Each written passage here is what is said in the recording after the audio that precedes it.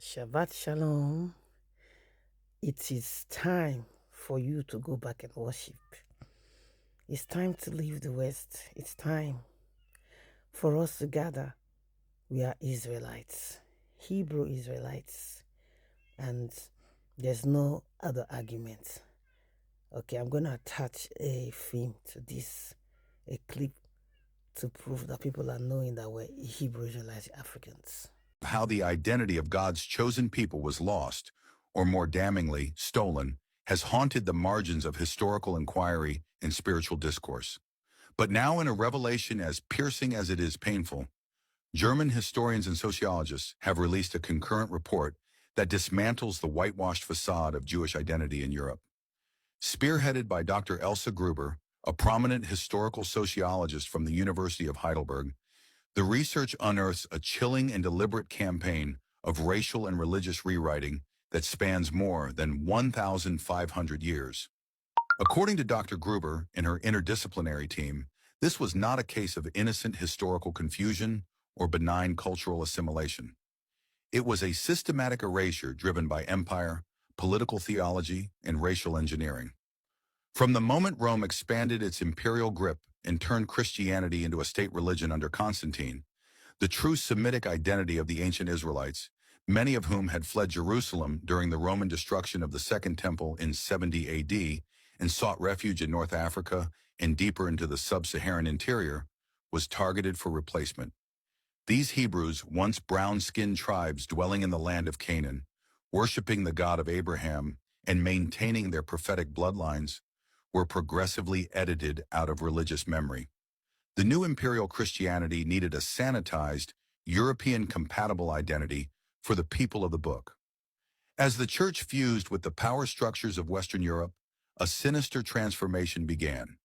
Jesus was stripped of his Middle Eastern roots and recast with alabaster skin and golden hair.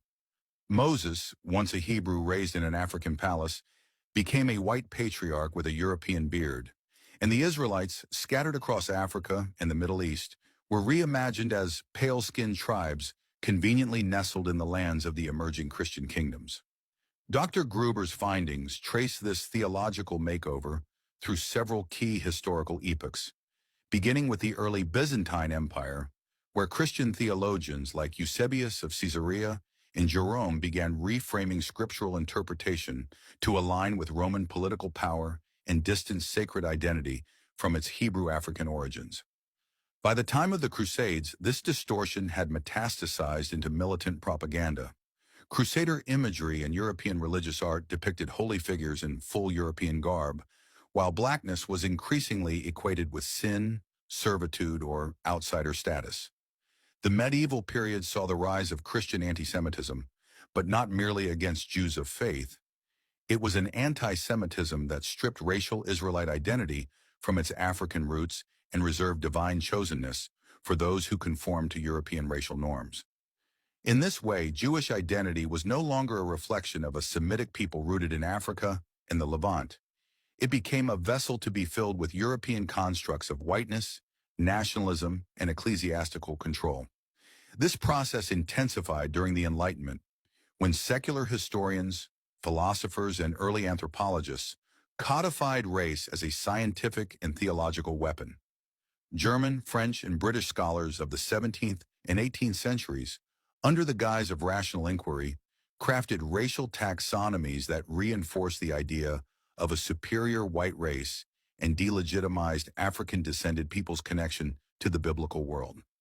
Jewish identity in their hands was no longer based on ancestral lineage or prophetic tradition. It was reframed through Western lenses of culture, phenotype, and later Zionist nationalism. Ancient Israelites were painted as Proto-Europeans.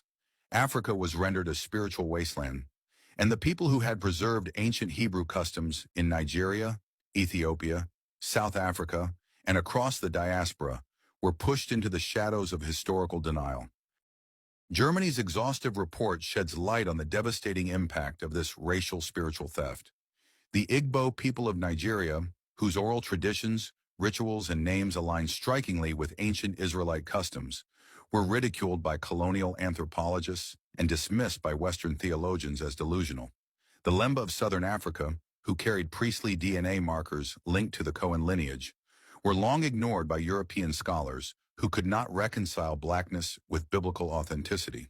In the Americas, Black Hebrew congregations, born out of the brutal dislocation of slavery and spiritual searching, were labeled cults, their members branded heretics or extremists for daring to assert a birthright that the empire had buried.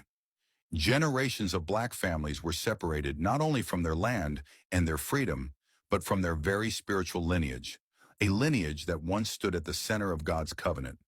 And the most sinister aspect, this theft was enshrined in educational systems, religious iconography, and political rhetoric. Church stained glass windows portrayed white saints and white saviors. Children's Bibles depicted the Exodus as a journey of Europeans in Egyptian costumes. Universities taught Jewish history beginning in medieval Germany or Eastern Europe, bypassing the deserts, mountains, and rivers of ancient Canaan, where brown-skinned patriarchs once walked.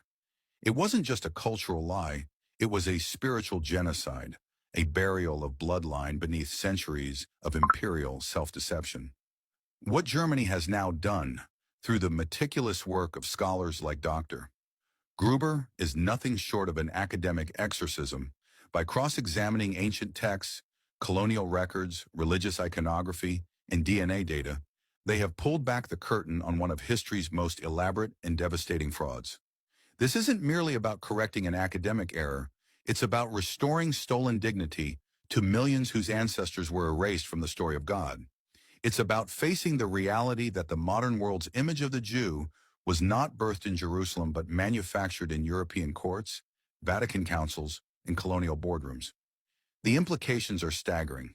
If Black communities across Africa and the diaspora are indeed part of the original Hebrew lineage, as DNA evidence now corroborates and oral traditions have always proclaimed, then the entire structure of modern theological, racial politics begins to collapse. The narrative of who is chosen, who is blessed, who is cursed, and who deserves land, reparations, and recognition must be rewritten from the ground up. It challenges Israel's geopolitical foundations. It challenges Europe's spiritual authority. And it forces Christianity, Judaism, and the academic world to ask the one question they have long feared. What if the Black man in chains was the real son of Jacob? The German report concludes with a sober call for global accountability, not just among scholars, but among nations, churches, and religious institutions that have profited from centuries of identity theft. Historical correction is no longer an option, Dr. Gruber insists. It is a moral imperative. The world must repent, not only for the physical chains of slavery, but for the spiritual chains of erasure.